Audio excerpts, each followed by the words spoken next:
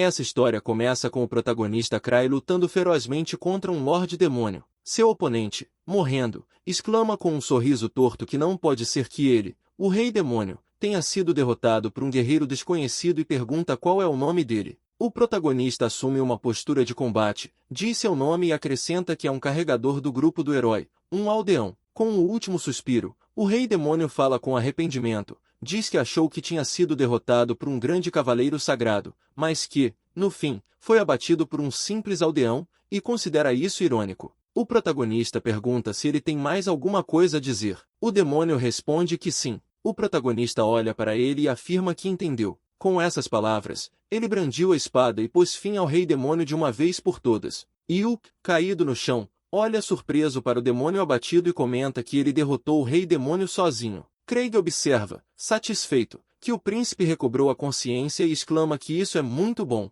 Yuke pergunta, confuso, se ele realmente derrotou aquele grande adversário. O protagonista responde sem jeito que foi mais ou menos isso. Ele cambaleia e acrescenta que, com mais um pouco, vai desmaiar. O protagonista faz a espada tilintar, e Yuke repara, estarrecido, que aquela é a espada sagrada, Aron's Veil. O protagonista se recompõe e confirma que sim, pedindo desculpas, porque a própria espada dele quebrou, então pegou aquela sem pedir permissão. O príncipe se levanta e, surpreso, pergunta como ele conseguiu fazer aquilo, já que se trata de uma espada sagrada e ninguém além dos membros da família real pode tocá-la, e se questiona se ele, Cry, poderia ser seu irmão ilegítimo. O protagonista dá uma risada curta e responde que é claro. Naquele instante, a espada se arranca das mãos do protagonista e voa para as mãos do príncipe. Yuke observa, surpreso, enquanto a espada volta para a bainha. O protagonista, encarando incrédulo as próprias mãos fumegantes, comenta que a espada sagrada realmente tem vontade própria e que fez uma exceção apenas para derrotar o Rei Demônio.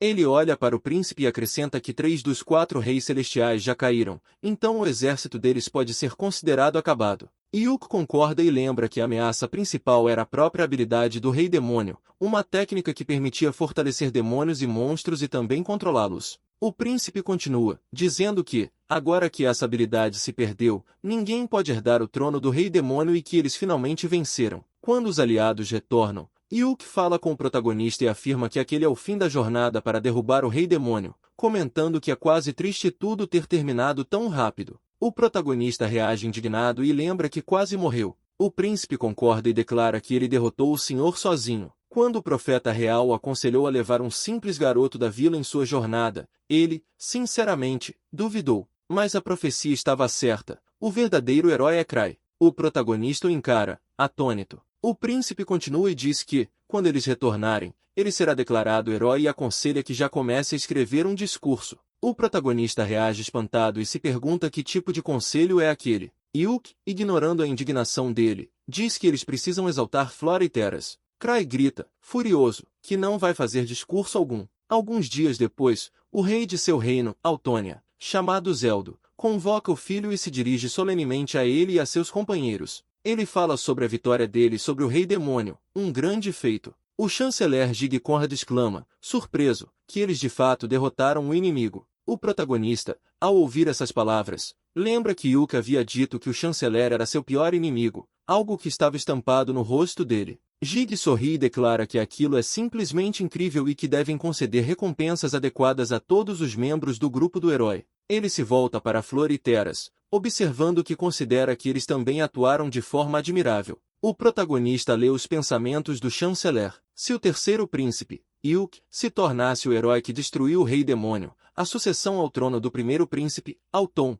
estaria em risco. Mas, para o chanceler, isso não importava. O essencial era arranjar a vitória de modo que alguém que não fosse Yuke aparecesse como responsável. De qualquer forma, ele não poderia tê-lo derrotado sozinho. Bastava atribuir parte do mérito a um de seus companheiros. O protagonista fica indignado com o plano maligno do chanceler. Flora lhe diz, com profundo pesar, que não, pois não foi de nenhuma utilidade na batalha contra o Senhor Supremo. Teridus também admite que está na mesma situação e acrescenta que foi nocauteado muito rápido, de modo que também não conseguiu fazer nada. O chanceler fica insatisfeito com essas respostas. Zelda exclama, surpreso, dizendo que é impossível e perguntando então quem o derrotou. Yuke pede ao rei permissão para proclamar o herói que derrotou o inimigo jurado de toda a humanidade, o Rei Demônio. Nesse momento, O protagonista se pronuncia e afirma que não foi outro senão Sua Alteza Yuki. O príncipe se volta e encara o companheiro, surpreso. Todos os presentes também ficam completamente espantados com essa revelação.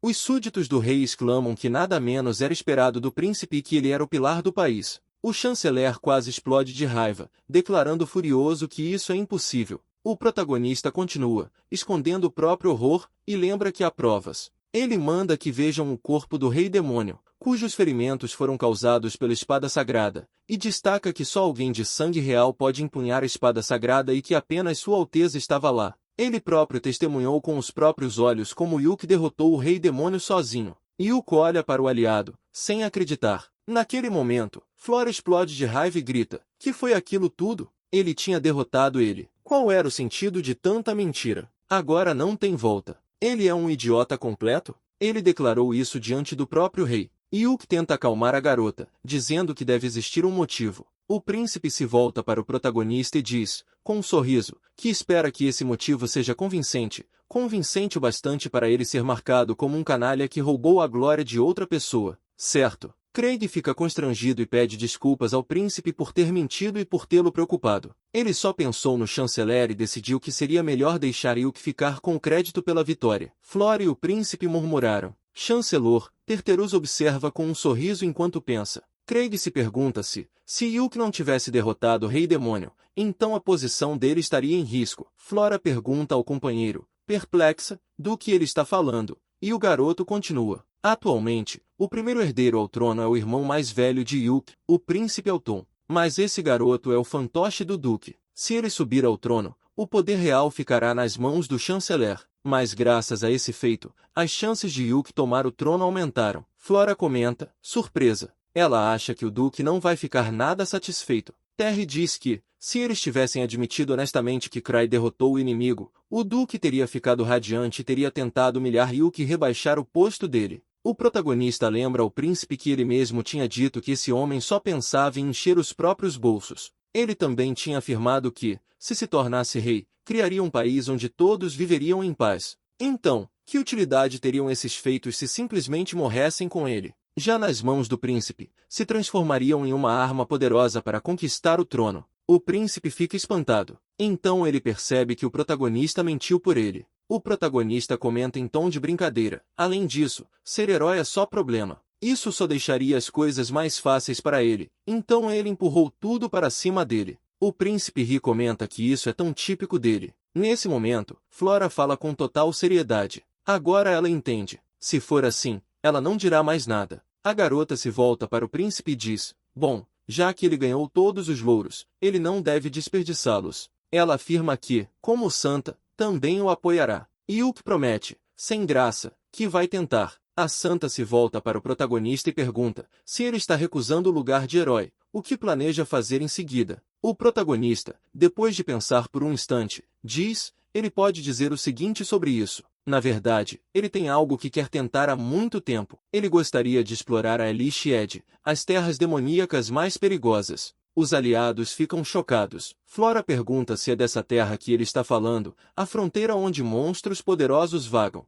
O príncipe pensa em voz alta sobre uma terra inexplorada que o reino abandonou por causa do perigo extremo. Craig diz que certa vez pesquisou o assunto e descobriu o seguinte. Existe uma lei antiga que diz que, se alguém conquistar Elbon com as próprias mãos, a terra se torna propriedade dessa pessoa. Yuka afirma que essa lei realmente existe e ainda está em vigor. No entanto, ninguém jamais conseguiu conquistar aquela terra. Flora pergunta ao MC se ele quer, então, o próprio território. Ele pede que ela não fale isso tão alto. As habilidades dele se manifestariam melhor em um lugar como a Elbon. Ele também acha que poderia criar um lugar onde todos pudessem se reunir. Celebridades como eles, seus aliados, não conseguem relaxar em nenhum lugar deste país. Os companheiros ficam em silêncio por um momento, cada um perdido em seus próprios pensamentos. Então Flora diz que, se é isso que ele quer, ela não tem motivo para detê-lo. Torita acrescenta que ele não vai perecer nem à beira do inferno e que não se importa com isso. Yuki comenta que só é uma pena que eles não vão conseguir se ver com frequência.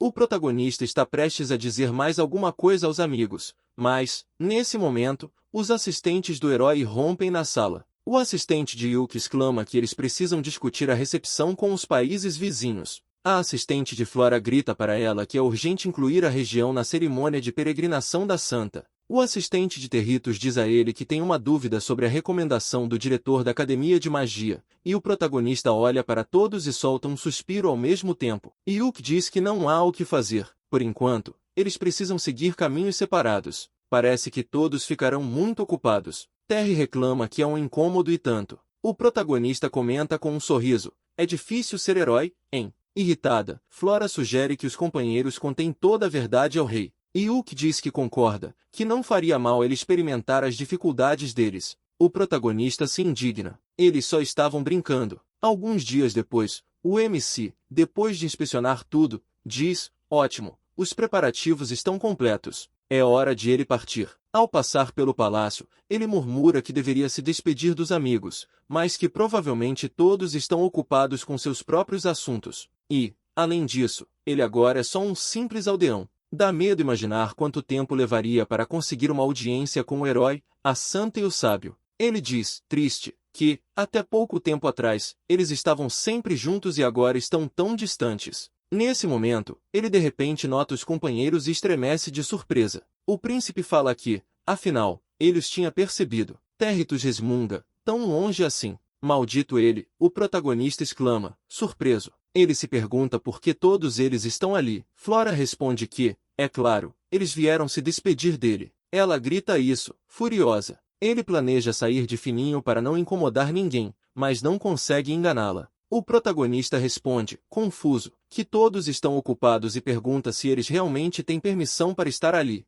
A garota diz que foi difícil, claro, mas que conseguiu escapar fingindo ser uma sacerdotisa. Yuki afirma que, comparado à batalha contra os 4 Eaveni Kings, se livrar dos servos é moleza. Teridas comenta que eles já se acostumaram com ele e que ele pode até pular o trabalho. O príncipe, olhando para ele, diz de forma calorosa que eles viriam se despedir dele de qualquer jeito, que ele é um companheiro importante e sempre será. O protagonista olha para os aliados, comovido, e em um impulso os puxa para um abraço. Eles se perguntam o que há de errado com ele. Craig agradece e pede aos 3 que se cuidem. Depois de se despedir dos amigos, ele parte, enquanto os companheiros continuam acenando por bastante tempo. Depois de algum tempo, o protagonista monta um pequeno acampamento, prepara comida e comenta que ainda faltam cerca de 3 dias até a borda do inferno. Ainda é uma longa distância. De repente, ele ouve alguém gritar e corre às pressas naquela direção. Ao chegar ao local de onde veio o grito, Cray nota uma carroça e uma multidão de lobos por perto.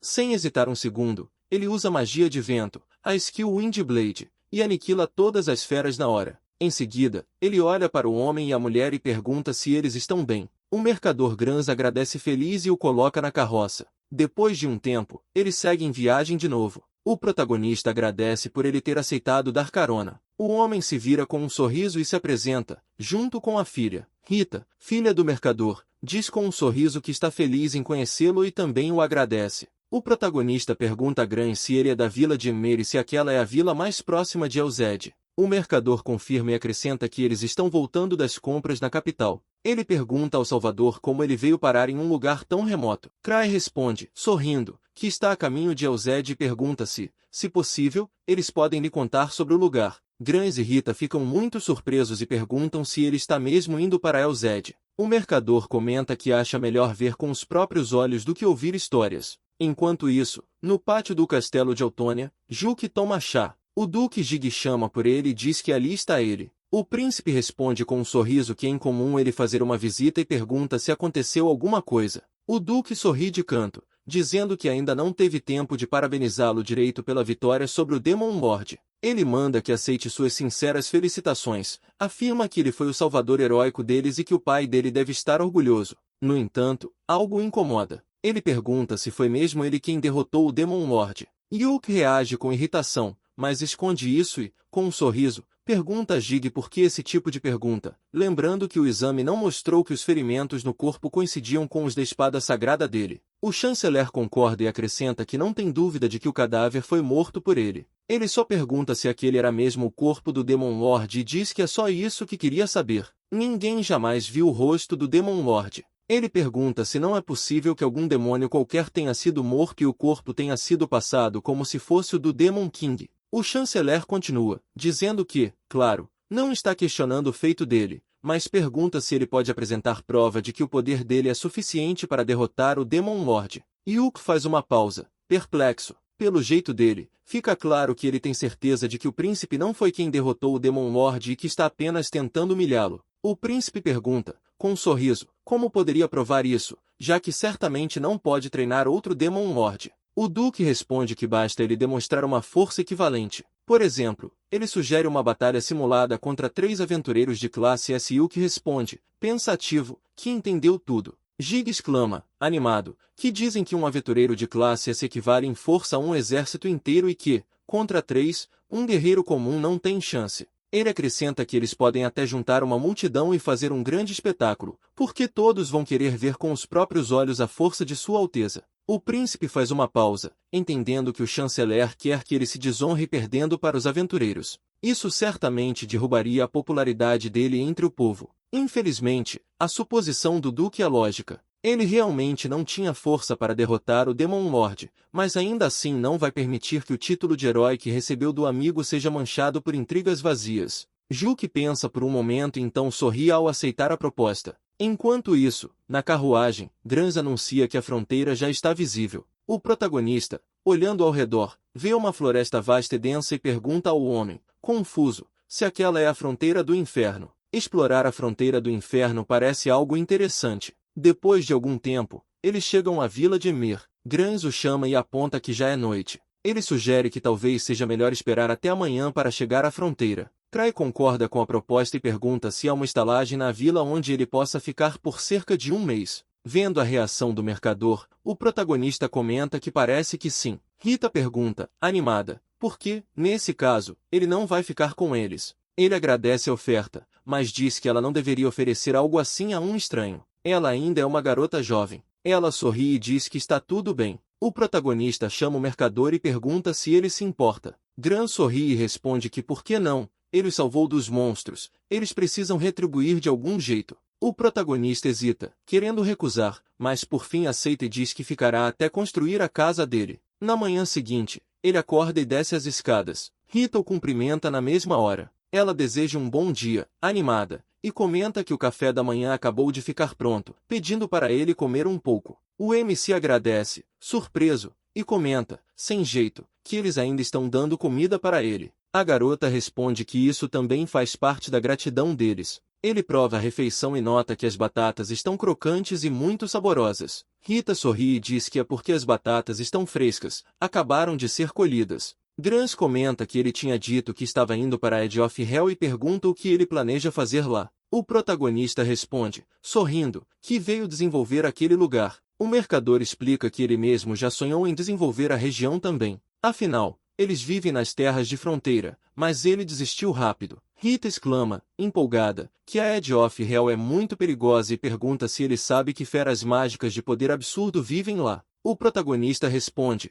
com um sorriso, que claro que sabe disso, mas admite que está bem confiante nas próprias habilidades. Eles mesmos o viram lutar. A garota concorda com as palavras dele e acrescenta que disso não dá para discordar, foi impressionante. Grans comenta que é a primeira vez que vê uma magia tão poderosa e diz que ele deve ter uma talent seed muito boa. O MC sorri e responde que não, que Evaluation e Imitation são as únicas 2 seeds que ele tem. O mercador exclama, espantado, dizendo que isso é impossível, que essas são seeds comuns. Rita pergunta, pensativa, se não está enganada e lembra que, se a Talent Seed é concedida por Deus no nascimento, isso é determinado na igreja. O protagonista concorda e explica que, se uma pessoa tem a Talent Seed Sordasma, então tem talento para esgrima, se for magé, então tem talento para magia. Ele acrescenta que, claro, talento exige treino para ser desenvolvido, mas é um tipo de indicador de qual caminho pode levar ao sucesso. Alguém com uma Combat Seed pode, obviamente, se tornar um guerreiro poderoso, mas, no caso dele, Rita pergunta de novo se ele tem Evaluation e Imitation. Grans comenta que essas seeds são bem comuns. Diz que, claro, é incomum ter 2 delas, mas ainda assim, o protagonista responde, sorrindo, que não se deve esperar muito, que ele só é um pouco melhor em avaliar objetos e domina imitação com facilidade. A garota pergunta se ele é tão forte mesmo sem talento de combate e diz que, pelo contrário, isso é ainda mais impressionante. O MC lembra, surpreso, de quando disse a Terus que achava que seria de pouca ajuda com as talent seeds dele. Naquele momento, o Lorde respondeu, sorrindo, que a vida de uma pessoa não é determinada por uma talent seed, mas muda conforme os encontros. E agora, com um sorriso sincero, ele diz que, na verdade, muito mais pessoas seguem profissões que não têm relação com a talent seed delas. Ela apenas indica uma predisposição e o futuro depende do indivíduo. Mesmo com uma seed comum, qualquer caminho pode ser aberto com esforço e engenhosidade. Depois de algum tempo, o protagonista sai e decide explorar a Elite Edge. De repente, um cara chamado Kesa corre até ele e exclama, furioso, quem ele é e como ganhou a confiança de Granza. Craig se pergunta, incrédulo, se ele é um garoto do campo ou algo assim e se está desconfiado de forasteiros. O protagonista responde que não ganhou a confiança de ninguém. O rapaz fala de forma agressiva, dizendo que não sabe que tipo de boas mentiras ele contou para eles, mas que não deve esperar que o resto dos aldeões o aceite, principalmente ele. Diz que eles não gostam de estranhos e aconselha que ele caia fora dali rápido. Diz que o avisou. Depois dessas palavras, o garoto sai correndo. O MC olha em volta, confuso, e percebe que parecem não gostar dele. Ele encara os aldeões que estão por perto. Todos viram o rosto de repente. O protagonista reflete. Ele provavelmente é a primeira pessoa que tenta se estabelecer tão perto da Edge of Hell. A desconfiança dessas pessoas é bem fundamentada. Já que pretende morar ali, serão vizinhos. Ele precisa tentar diminuir a distância aos poucos. Depois de algum tempo, ele chega à entrada da Edge of Hell. O protagonista, olhando ao redor, nota que parece uma floresta comum. Ele não sente monstros por perto. Gran diz que as ervas medicinais colhidas ali são a fonte de renda da vila. De repente, ele nota plantas enormes e ressecadas marcando a entrada do domínio infernal. O MC anda mais para dentro e, observando ao redor, começa a notar que as plantas estão murchas. Ele conclui que isso provavelmente se deve à energia mágica excessivamente concentrada. Ele pensa que uma pessoa com pouco poder mágico pode morrer só de entrar ali. Ele conclui que é ali que o domínio infernal começa e decide ver quão forte é essa energia mágica. De repente, o protagonista sente uma aura incrivelmente opressora e percebe que até o ar mudou. Aquele lugar definitivamente não é para passeio. Ele ouve um som de algo se arrastando em uma direção e volta o olhar para lá. Cry ativa a skill de apraisal e percebe que está diante de um Goblin com B+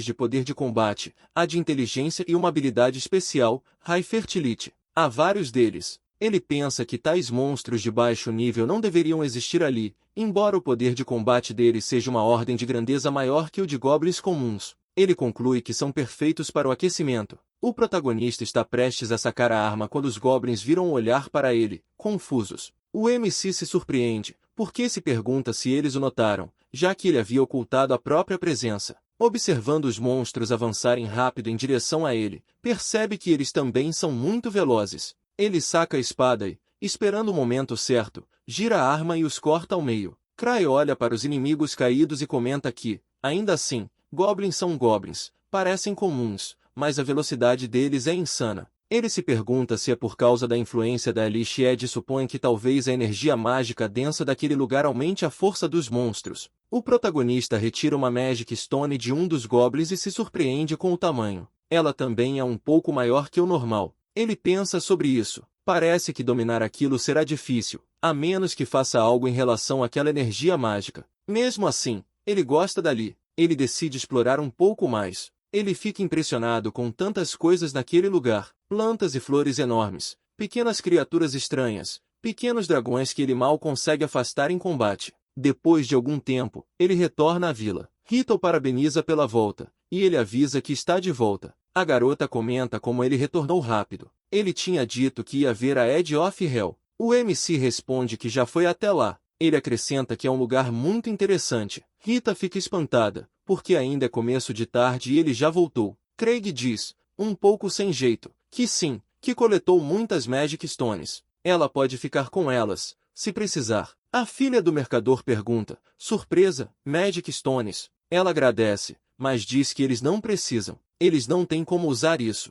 A única ferramenta mágica que possuem é uma lâmpada, e ela funciona com pequenos fragmentos. O protagonista se espanta e pergunta se não existe sotorage. Rita exclama que, claro que não, eles não têm como comprar um item tão caro. Diz que esses itens são comuns e vendidos nas grandes cidades, mas que eles vivem nas Borderlands. O protagonista a encara, surpreso, e pensa que até a vida simples ali nos arredores é cheia de dificuldades. Ele diz que vai recompensá-la pela preocupação. Rita o encara confusa, sem entender do que ele está falando. O protagonista exclama que tem algo para fazer. Craig se afasta para um lugar isolado e, animado, diz que está na hora de começar. Ele ativa o inventório de que precisa e começa a trabalhar. Ele passa a desenhar um Magic Panel. Enquanto trabalha, ele começa a pensar. Ele veio da capital para dominar a Elishhed, um território mágico inexplorado, nos limites do reino, e para aproveitar uma vida calma e livre, onde os amigos o visitariam de vez em quando. Ele descobriu que esse território é uma floresta cheia de monstros, que formam um ecossistema próprio graças à energia mágica concentrada. O plano dele era construir uma casa rapidamente,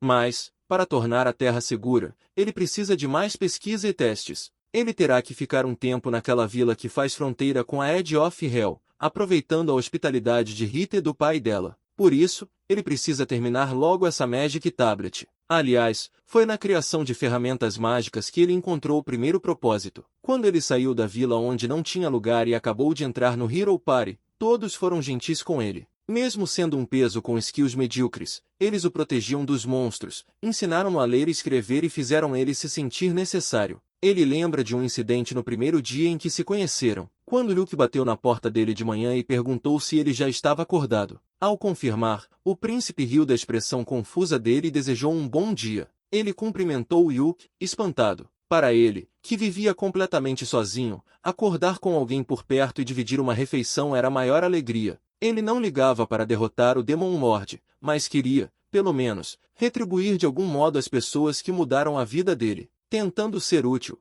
ele desenhou o que tinha aprendido. Terry, ao ver o desenho, pergunta, surpreso, se foi ele mesmo que fez aquilo. O protagonista confirma e pergunta se tem algo errado. O Sage responde, espantado, que não, que ele fez muito bem. Ele acrescenta que leva pelo menos um ano para um aluno da academia aprender a desenhar um Magic Circle daquele nível. O protagonista reage, surpreso. Na verdade, ele só tinha imitado e, pouco a pouco, foi pegando o jeito. Teridas repete, pensativo, imitation. Aliás, a talent seed dele é imitation, certo? O MC confirma que sim, e que também tem a skill de appraisal. O garoto comenta que ambas as skills não são particularmente fortes, mas que talvez sejam uma combinação muito boa. Craig pergunta, surpreso, combinação. Terus explica o efeito de sinergia ao possuir múltiplas seeds. No caso dele, as informações analíticas obtidas por Evaluation podem aumentar a precisão da imitation. De repente, uma ideia passa pela cabeça dele, e ele exclama, impressionado, se ele poderia realmente replicar qualquer skill perfeitamente só de vê-la. O Lorde não consegue acreditar na própria hipótese. Titãs fica confuso. Ele diz que provavelmente esse é o motivo de o profeta ter escolhido ele. Craig não entende. Ele continua e diz que, se a hipótese estiver correta, dentro dele existe um potencial capaz de superar até mesmo eles. O MC fica chocado. Ele se curva diante dele e pede que lhe diga o que deve fazer. Diz que faria qualquer coisa, apenas para retribuir a todos. Foi assim que começaram os dias agitados, mas, ao mesmo tempo, calorosos e cheios de alegria. Tetris Magic, Oxfordsmanship, os Alien Cells de Flora. Ele simplesmente copia o poder que eles adquiriram com longos anos de treino rigoroso e o atribui a si mesmo. Pessoas comuns ficariam furiosas, mas eles o ensinaram de bom grado, e assim ele copiou e dominou todas as técnicas deles. Ele diz que só queria ser útil. Ninguém imaginava que ele acabaria derrotando o Demon Lord. Ele dá um tapa na mesa e diz que terminou, que é bom ter conseguido antes do jantar e que precisa tomar um pouco de ar fresco. Ele sai e vê Grans. Ele pergunta se ele voltou. Grans se vira e pergunta como foi a missão de reconhecimento. O MC responde que observou bem o local e matou alguns goblins. Grans se assusta e pergunta, é o bom goblins? Ele comenta que esses monstros são completamente diferentes dos goblins normais e que são comparáveis, em força, a monstros de rank A. O MC pensa por um momento e diz que eles são mais ou menos iguais. O que preocupa ele é o que vai fazer se os monstros conseguirem alcançar a vila. Eles são fortes. Mesmo um só já seria difícil de enfrentar. Grans pensa um pouco e afirma que eles não conseguem chegar até a vila. Os monstros de Elbon morrem quando saem de suas fronteiras. Cry pergunta, surpreso, se eles morrem. Ei, Grans confirma e diz que, em uma semana, um mês no máximo, eles morrem sozinhos. O MC comenta que eles não conseguem sobreviver do lado de fora. Ele se pergunta por que e pensa na única diferença entre Elzed e outras terras. Grans diz que é a energia mágica. Craig pensa em uma energia mágica específica de Elzed. Os monstros se adaptaram a esse território. Eles absorvem constantemente a energia mágica concentrada e a usam como força vital. O MC diz que é por isso que eles não conseguem sobreviver em outros lugares, onde a energia é escassa. Ele pensa que isso significa que a eliminação disso é prioridade máxima. Grans diz que os monstros de Elzed raramente saem, só às vezes vagam pela floresta ao redor. Talvez entendam instintivamente que não conseguem sobreviver. Ele olha para trás, na direção da floresta, e comenta que aquele lugar é algo além da compreensão humana. Eles voltam. Rita os recebe de volta. Ela diz que vai preparar o jantar agora e que eles podem descansar enquanto isso. Craig diz que foi na hora certa. Ele acabou de terminar uma Magic Tool. Ele pergunta se ela não quer testar. Grans fica um pouco surpreso com as palavras dele. Rita pergunta, espantada, o que? Uma Magic Slab, uma Sotorá diária. Rita diz ao pai que aquilo de fato é uma Magic Tool. Ele confirma e afirma que é a melhor. O MC pergunta se está tudo bem deixar aquilo ali. Rita diz que ele deve esperar, que é um presente caro demais. Ele afirma que vai continuar aproveitando a hospitalidade deles por um tempo e manda que considerem aquilo como aluguel. Ela pergunta que tipo de aluguel, dizendo que aquilo era simplesmente gratidão por ele ter salvado a vida deles. Ele olha para os dois com gentileza e explica que uma Magic Slab foi a primeira Magic Tool que o mestre dele o ensinou a fazer. Ele tinha dito que, se aprendesse a criar esse tipo de coisa, não só seria capaz de conquistar a si mesmo, como também deixar as pessoas felizes, porque ferramentas mágicas existem para facilitar a vida das pessoas. Ele diz que ficará simplesmente contente se aquela ferramenta ajudar em alguma coisa. Rita fica tocada e afirma que eles vão aceitar aquilo com gratidão e usar. Agora ela também vai conseguir preparar um jantar muito mais saboroso para ele. Ela pede que ele mostre como usar. Craig diz que é só apertar aqui que o fogo acende. Ele aponta os botões. Ele explica que a intensidade pode ser ajustada com essa alavanca. Rita comenta, surpresa, que o fogo acende na mesma hora e que o calor é muito fácil de regular. O MC sorri e diz que está feliz por ela ter gostado. Grans olha dentro da geladeira e fala história. Ele pergunta se é verdade que a comida não estraga lá dentro. Craig confirma e diz que carne e peixe vão ficar frescos para sempre. Ele comenta que nunca viu nada parecido. Ela mistura a massa e depois despeja na frigideira. Grans se aproxima dela e pergunta se aquilo é um pancake. Rita confirma, dizendo que panquecas grossas são difíceis de fazer se o calor não for controlado. As delas sempre queimavam ou ficavam cruas. Ela acha que agora vão ficar boas em um fogão mágico. Ele diz que é isso, e se espanta, comentando que ela já está tão habilidosa com aquilo. Eles riem. O MC observa os dois com carinho. Grans comenta que uma Magic Tool tão boa provavelmente exige uma Magic Stone muito grande. Se a energia acabar, eles não vão ter nada para colocar no lugar. Craig diz que eles não precisam se preocupar com isso. Ele explica que ali dentro está uma Magic Stone de um Elish Goblin, mas que ajustou tudo para que até fragmentos comuns possam ser usados. Grans se espanta e pergunta se Magic Tools não funcionam com certas Magic Stones específicas. Ele se desculpa e diz que não sabia, que é porque é só isso que eles têm. O MC responde que normalmente é assim. No momento, só ele e o mestre conseguem criar algo desse tipo. Nem a nobreza possui algo assim. Rita pergunta ao pai se isso é possível. Ele continua a frase por ela e diz que aquilo não é apenas luxo, é a maior invenção do século, algo sem preço. Um grito é ouvido vindo da casa. Eles se perguntam o que houve. Os aldeões olham para a casa. Um homem diz que Grans está fazendo muito barulho. Uma mulher confirma e comenta que o rapaz que salvou a vida deles está morando ali no momento. O homem diz que estavam preocupados com a possibilidade de ele ser algum tipo de sujeito suspeito, mas que, pelo que parece, ele tem jeito de boa pessoa. Ele fica irritado e afirma que ele não o engana, que vai desmascará-lo com certeza. Eles usam a Magic Tool sem parar. Rita preparou muitas panquecas para o protagonista. Craig caminha pela floresta e percebe algo. Ele diz que o viu, que as espreita por trás de uma árvore. Ele pergunta como o outro sabe o nome dele. O MC responde que Grans contou que o pai dele é o chefe da guarda local. Não é. Craig diz que sabe disso. Ele afirma que Elzed começa mais adiante na trilha e manda o garoto voltar para casa. Ele grita que também sabe que é preciso vigiar estranhos. Ele diz que não pretende machucar ninguém. Grans contou a ele sobre o MC. Não foi. Ele diz que o protagonista pode ter enganado o tio Grans, porque ele é bom demais. Kisa fica furioso e diz que ele precisa parar, que sabe o que o outro está planejando. O MC se volta para ele. Ele continua dizendo que o protagonista precisa confessar que está de olho em Rita e que, enquanto ele estiver vivo, Cry não vai encostar um dedo nela. Cry fica chocado com essas palavras. Ele pensa que agora está claro para ele, isso é juventude. O outro ainda não se acalma. Ele pergunta com quem acha que está falando e diz que precisa parar. Ele volta a perguntar com quem está falando e afirma que não deve ser ignorado. O MC ignora e segue em frente. Keza diz que ele é um idiota e pergunta se o outro enlouqueceu de vez. Ele lembra as próprias palavras, de que não se deve entrar na floresta sozinho. Ele diz que deveria voltar para casa. Cry não é uma pessoa má. Ela confirma as palavras dele e diz que ele realmente salvou a vida deles. Ele tinha matado um bando de monstros em um piscar de olhos. Ele era simplesmente incrível. Keza fica ainda mais furioso. Ele xinga e corre de volta. MC diz que, para ele é um sujeito suspeito aparecendo ao lado da garota dos sonhos dele e que, claro, ele ficaria em alerta. Então, pelo bem da tranquilidade do jovem Keza, ele precisa construir logo a própria casa e se mudar. Mas antes ele precisa alongar as pernas. Ele usa o Wind Magic e parte 3 árvores ao meio. Depois ele usa a skill dele e pensa que, com o Water Magic, vai puxar toda a umidade da madeira. Com o Earth Magic, ele vai preparar o terreno.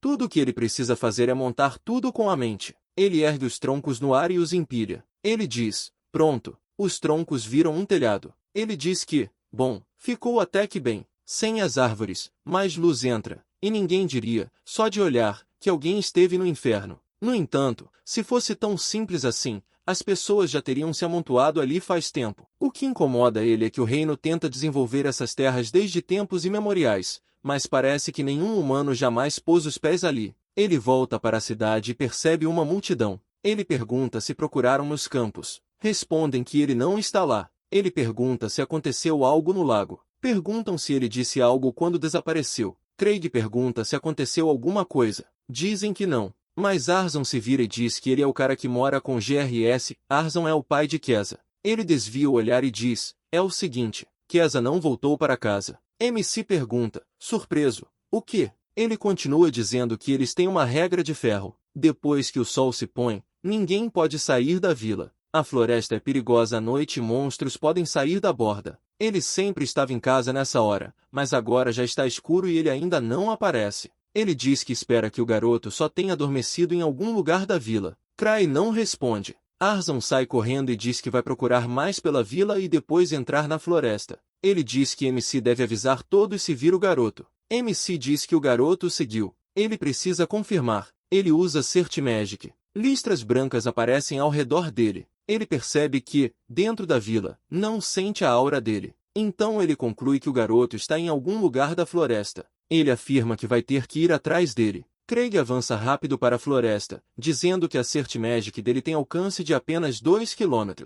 Teridas consegue sentir alguém a 5 km de distância, mas, se o alcance não for suficiente, ele vai compensar com velocidade. Ele vai lançar o feitiço enquanto corre. MC vê um clarão branco. Ele se aproxima e diz que o encontrou. A 2 km de distância. Ele parece estar vivo. Espera. Ele percebe que há a aura de um monstro enorme em volta dele. Cry segue em direção a ele, decidido, e grita para ele ficar parado e esperar. Kez está sentado no meio dos arbustos. Ele se esconde atrás de uma pedra e cobre a boca com as mãos para ficar em silêncio. Um monstro gigante passa perto. Ele acha que é um monstro da Ed, um grizzly vermelho enorme ainda por cima. Droga! Por que logo esse monstro apareceu agora? Se o pai dele vier procurá-lo, se todos os aldeões vierem ajudar, ele imagina como seria se o grizzly atacasse o pai dele. Kez está apavorado. Ele pensa que precisa fugir de algum jeito e avisar todo mundo para não entrar na floresta. Ele ouve alguns sons. Kez espreita.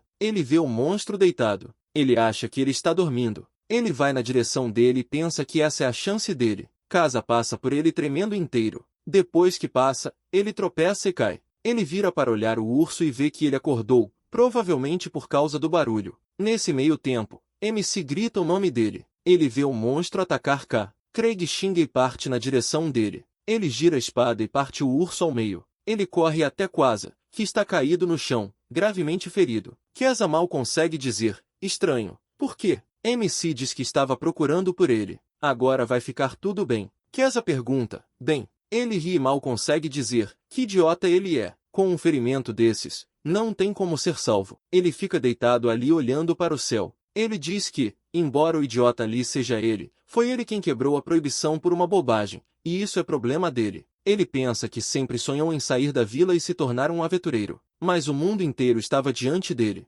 Ele não entende por que um guerreiro tão forte, desde o início, veio para essa região isolada. Ele tinha tudo o que poderia desejar, tudo o que sempre sonhou, e mesmo assim ainda se aproximava de Rita. Ele o odiava, e, ainda assim, mesmo ele agindo como um completo idiota, o outro veio salvá-lo. Ele desaba em lágrimas, e sorrindo, diz que está muito longe dele. Craig usa Alien Magic. Ele diz que a própria Santa ensinou essa Alien Magic para ele. Ele diz, ó deuses, concedam cura a esta carne. Great Alien, um brilho branco aparece. Os ferimentos de Kesa se curam na mesma hora. Ele se levanta e pergunta, o quê? MC pergunta, então, ainda dói? Não sente mais dor. Ele diz, sarou, como assim? E ele fala alto, isso não existe. Ele é normal? Eu já tinha aceitado a minha morte. Craig diz, calmo, bem, você não está morto. Devia ficar feliz. Ele responde, é verdade, mas não diz mais nada, em choque.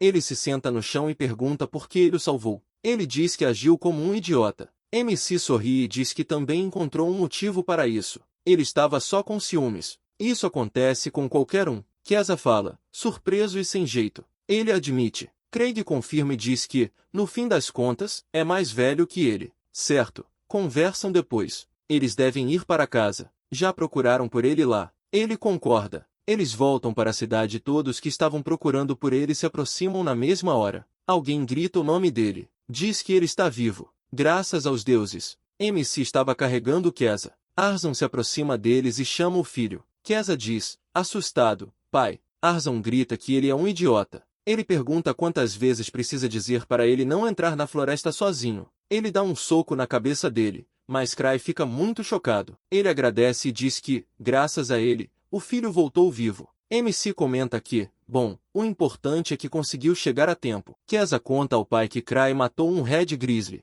Arzon pergunta, surpreso, o quê? Ele pergunta se há um Red Grizzly na floresta. Ele pergunta se ele derrotou a criatura. Ele diz que até um esquadrão de aventureiros não dá conta desse monstro. Todos os aldeões ficam em choque. Ele pergunta ao protagonista se ele pegou a Magic Stone. Craig confirma e tira a pedra. Ele diz que não acredita, que nunca viu pedras assim na vida. Arzon comenta que aquilo é um favor de verdade. Se um monstro da Ed entra na floresta, eles simplesmente não vão lá. Eles esperam o monstro morrer sozinho. Eles não conseguem caçar nem colher ervas. Ele abraça Cry e diz que, bom, ele acabou com ele tanto por salvar o filho quanto pelo urso. Nada de passeios hoje. MC olha para ele, confuso no começo, e depois ri. Ao mesmo tempo, nas catacumbas do palácio, ele desce as escadas. Depois segue pelo corredor. Ele entra e comenta que é ali que ele está, um verdadeiro Demon Lord, com uma aura daquelas, mesmo morto. Há um grande monstro na parede.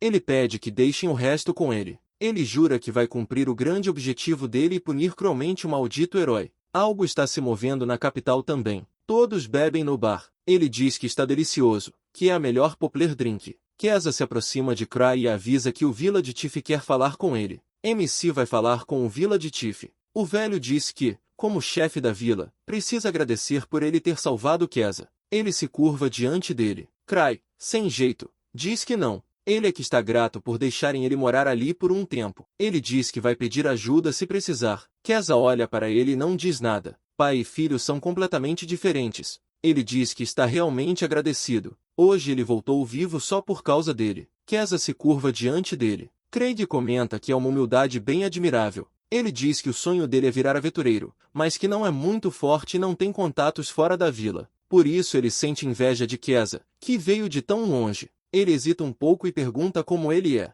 Depois das besteiras que fez, vai soar normal, mas ele pede para Cry ensiná-lo a lutar. Ele o chama de irmão. MC se espanta e pergunta por que irmão. Ele se acalma e lembra de como passou o tempo com Titus e Yuki. Ele sorri, mas não diz nada. Ele pensa que agora é a vez dele de ensinar. Ele diz que tudo bem, mas só no tempo livre dele. Rita diz que então ele decidiu ensinar Quasar. Craig confirma e comenta que, obviamente, ele não vai aprender tudo que um aventureiro precisa só na vila, então vai treiná-lo o melhor que puder. Rita lembra que ele já está cheio de coisas para fazer. MC diz que, um dia, os amigos viram potencial nele, graças a isso, ele se tornou quem é agora. Ele ficaria feliz em fazer o mesmo por casa, mas claro que não todo dia. Ele vai ensinar nos intervalos entre dominar a Ed, que o pai dele aperte ele nas coisas básicas. Keza concorda, empolgado. Ele diz que sempre quis perguntar por que ele insiste em desenvolver a Ed. Cry responde que, se desenvolver a terra lá,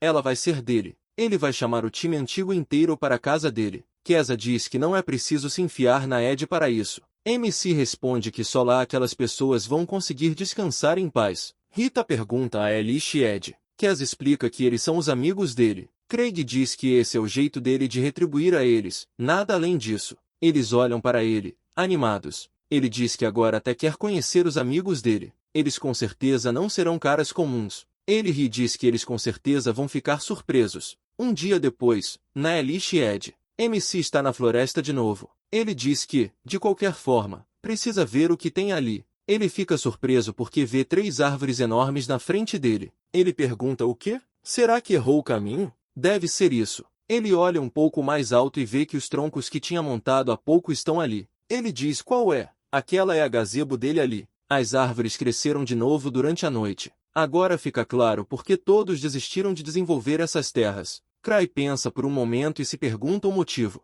MC se vira e conclui que está no solo. Não é só a magia concentrada no ar. O chão também está saturado de poder mágico colossal e as plantas se alimentam disso. Ele comenta que um pedaço inteiro de floresta cresceu durante a noite. Assustador. Então, o que ele deve fazer? Cry pensa. A magia está no solo. Ele lembra da viagem. Lembra de quando perguntou a Teras o que ele estava fazendo. Teras tinha respondido que os campos ali estavam exaustos. Nada crescia direito. Então ele despejava a própria magia no lugar de fertilizante. MC responde que não sabia que dava para usar desse jeito. CRA diz, e se fizer o contrário? Se sugar toda a magia, o que acontece com as plantas? Tanto faz. Um Magic Absorption Spell. Ele vai inverter essa técnica de Teras. Ele precisa de algo para destruir essa magia drenada. Ele pensa certo. Então vai ser assim. 3 dias depois, Arzon se aproxima dele e diz que Keza contou o que ele estava construindo ali. Ele quer pagar a dívida. Como pode ajudar? Ele lamenta não poder trazer mais gente, porque só ele consegue cruzar a fronteira sem morrer.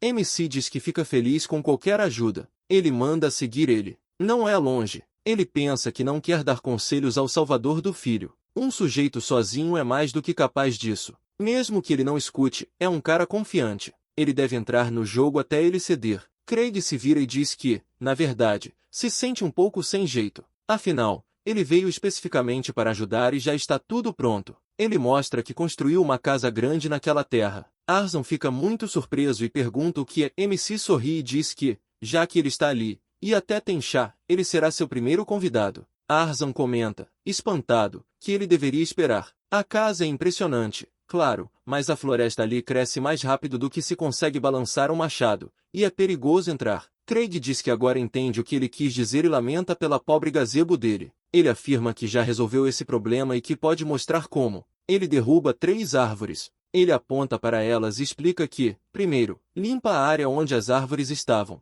Arzon fica chocado, mas apenas concorda. Craig diz isso e então sobrepõe 2 feitiços. 2 círculos aparecem no chão. MC explica que o círculo inferior suga a magia do solo e o superior é o feitiço mais poderoso do arsenal dele. A magia de baixo alimenta o feitiço de cima. Se o solo for drenado de magia, as árvores vão parar de crescer normalmente e não crescerão tão rápido. Ele diz que esse é o esboço geral, e que agora vai ativar. Ele se abaixa no chão e coloca a mão. Um redemoinho surge onde estavam os círculos. Ele comenta que agora só precisa esperar até a magia acabar. Arzon observa tudo, impressionado. MC diz que ficou monitorando por alguns dias e que a floresta parou de crescer. Toda a casa está em pé sobre um solo assim. Arzon afirma que ele resolveu o principal problema de dominar uma força bruta daquelas. Ele decide tentar e diz que, nesse caso, não vai recusar uma xícara. As bebidas da próxima inauguração de casa ficam por conta dele. Cry concorda e comenta que também trabalhou no interior. Eles seguem para dentro da casa, mas de repente Arzon sente algo.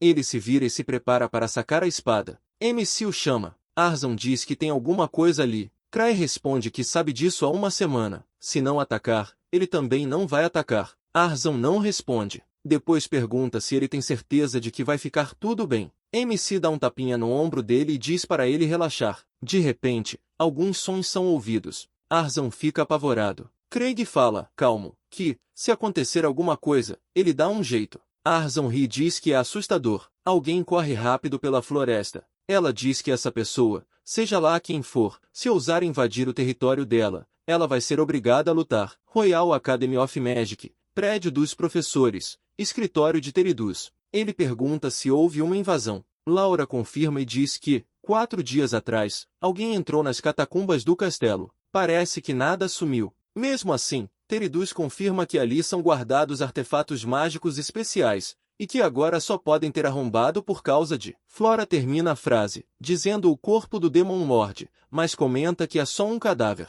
Ela pergunta se ainda há alguma magia nele. Ela diz que ele só não apodrece por causa do time Soap Magic. Terus pensa por um momento e diz que talvez os ladrões saibam de algo que eles não sabem. Ela comenta que preferia queimá-lo, por precaução, mas que só de mencionar isso Conrad reagiria logo. Ele pergunta, em tom sarcástico, o que foi, se ela quer destruir algum tipo de evidência. Ela se irrita, grita e diz que eles derrotaram o Demon Lord, salvaram o mundo, e pergunta por que não conseguem ficar em silêncio. Teras afirma que derrotar o Demon Lord é só uma vitória sobre o exército demoníaco. A história mostra que depois as pessoas começam a se matar entre si. A humanidade está condenada a lutar para sempre. Flora diz que o conselho continua pressionando ela. Eles exigem um casamento com Yuki, tentando transformá-la em um peão político. Ela diz que não aguenta mais. Ela comenta que quer reencontrar MC. Todos os pensamentos dela estão voltados para o amigo distante. Kesa gira a espada e a corta ao meio.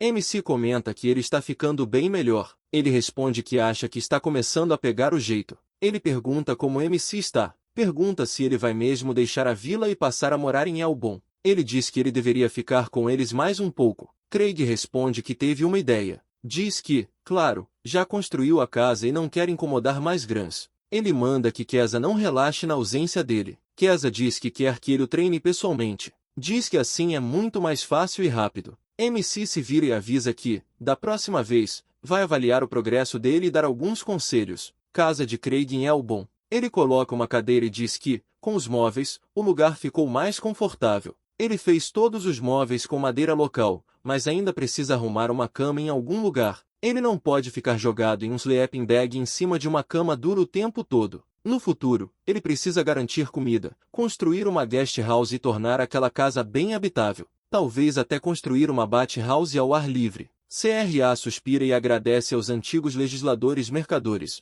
A floresta inteira está à disposição dele. Um presente do destino, sem dúvida. A única desvantagem é que é um pouco difícil chegar até a vila. Ele gostaria de orientar Kesa com mais frequência, mas andar de um lado para o outro pela floresta todo dia o deixa sem forças. Ele pensa que, se tivesse uma estrada, seria mais fácil para ele, e Kesa poderia ir até lá. MC pensa nisso e diz a si mesmo para parar. Ele se pergunta por que simplesmente não constrói uma. Ele precisa de uma cama e de plantações mesmo, e pode perguntar ao mercador sobre a estrada. Cray sai de casa. Eles estão sentados à mesa do jantar, e Grans comenta sobre uma estrada pela floresta. Diz que ele tem uma ideia mais ousada que a outra. MC explica que quer derrubar parte da floresta e abrir um caminho direto até a borda, mas lembra que a floresta sustenta a vila. É lá que caçam e coletam. Ele diz que queria pedir um conselho. Grans responde que é uma boa ideia e que, se o Village Chief permitir, vai ficar tudo certo. Ele manda falar com ele amanhã. Rita sente falta dele e diz que ficaria feliz se ele pudesse chegar até eles com facilidade.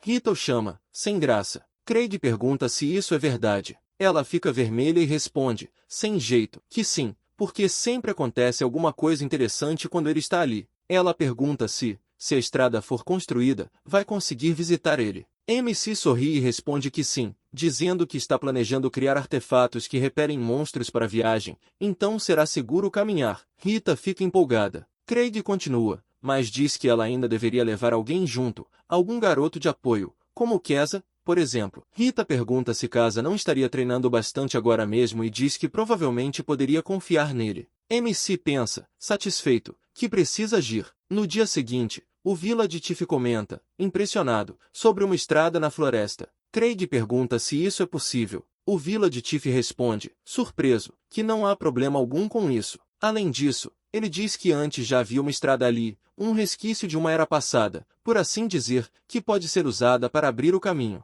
Os caçadores e guardas sabem onde ela fica. Ele diz que MC deve perguntar a eles. MC comenta que então vai pedir para Arzon mostrar. Craig se inclina para ele e diz que entendeu. Ele agradece pela aprovação e pela dica útil. Ele está muito grato. O Village Chief responde que não é nada, que ainda é pouco diante do que ele fez ao salvar Keza. A Vila de Emer foi fundada originalmente por uma vanguarda de Ed Exploration. Ele diz que MC está tentando realizar o sonho que os ancestrais abandonaram e que, como descendentes, eles são simplesmente obrigados a apoiá-lo. MC fica um pouco surpreso e agradece. Cray e Arzon caminham pela floresta. Arzon aponta para a frente e diz que chegaram. Ele manda Cray olhar. Ali estão os restos de uma estrutura de pedra. MC se agacha e pergunta há quanto tempo aquilo existe. Arzon responde que ninguém sabe. Diz que estava assim quando ele ainda era criança, com certeza mais de 100 anos, mas que ainda assim é mais fácil andar por ali do que pelo matagal fechado. Craig diz que eles devem começar. Ele explica que há duas tarefas.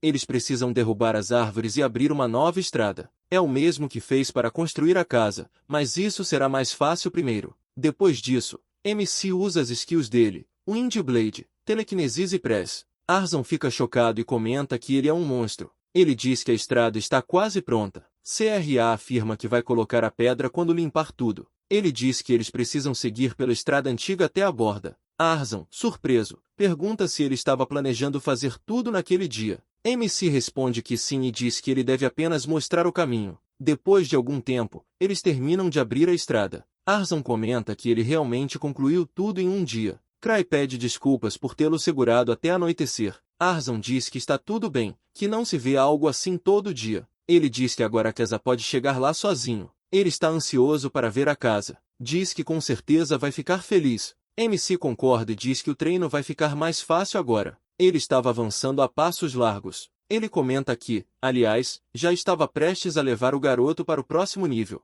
Arzon concorda e diz que os movimentos dele melhoraram. CRA diz que, aliás, tem uma pergunta. Ele pergunta se Arzon já verificou a Talent Seed de Keza. MC pensa que, se ele quer ser um verdadeiro aventureiro, é melhor saber para o que o talento dele serve. Caso contrário, pode passar a vida inteira perdendo oportunidades. Arzon pergunta de novo, Talent Seed. Ele diz que nunca verificou e duvida que alguém na vila tenha verificado. Ele explica que isso é checado na igreja com um artefato especial e que o mais próximo fica na capital do condado. É longe demais e caro. Craig comenta que é fora de mão. Ele pensa que nem sabia sobre isso até conhecer os amigos. Ele diz que talvez consiga verificar ele mesmo. Então Arzon olha para ele e pergunta, dizendo que não é contra, claro, mas se ele vai arrastar o garoto até a cidade. MC responde que não, que vai apenas criar um artefato de teste. Arzon fica muito surpreso e pergunta o que. Craig explica que só a igreja tem seed checkers e que o método de fabricação é sigiloso, mas que o mentor dele ensinou a fazer, então não há problema. Arzon diz que está cansado de se surpreender e manda ele dizer logo o que não sabe fazer. Ele pergunta se não vai ficar pronto amanhã. MC responde que sim e pergunta se ele também quer verificar a dele. Arzon pergunta se isso é possível. Cray responde que por que não, e diz que, se alguém na vila quiser, pode vir também. Ele pergunta se Arzon pode avisar todo mundo. Arzon responde que sim e diz que vai contar a todos quando voltar. Ele diz que precisa ir, já está escurecendo. MC concorda e diz que eles devem parar, usa magia e ilumina o caminho. Ele comenta que, mesmo com a estrada aberta, é melhor não andar pela floresta no escuro. Arzon agradece e diz que aquilo é até romântico demais, e pergunta se ele é mesmo quem ele pensa. Craig comenta que pode levar ele pela mão até em casa. Arzon diz que, em um dia, ele passou por tudo aquilo, abriu a estrada, domina esse tipo de magia e ainda sabe fabricar artefatos da igreja. Ele pergunta quem diabos ele é. MC responde que é um sonhador decidido a conquistar aquelas terras, mas que, fora isso, é só um aldeão. No dia seguinte, Cray comenta que chamou quem quisesse vir, mas a vila inteira, todos se reuniram para testar as próprias habilidades. Arzon coça a cabeça e pede desculpas a MC. Ele diz que não devia ter feito isso, que só deu a entender que o teste seria grátis e pronto. CRA diz que não esperava que a vila inteira aparecesse. Ele comenta que, bom, então é de graça mesmo. Ela responde que está curiosa para saber qual é o talento dele. Arzon pergunta onde está o artefato. MC puxa algo e diz que está ali. Ele pergunta se aquilo é um objeto. Parece uma placa de ferro comum. CRA explica que é uma placa mágica revestida de mitil. Mais precisamente, ele diz que adicionou um circuito de saída de dados. Arzan interrompe e diz que não precisa explicar, que ele não vai entender mesmo. O Village Elder pergunta se deixam ele ser o primeiro. Eles se viram para ele e o chamam. MC diz que ele precisa colocar a palma ali. Ele deve esperar um pouco e o texto vai aparecer. O Village Elder faz isso,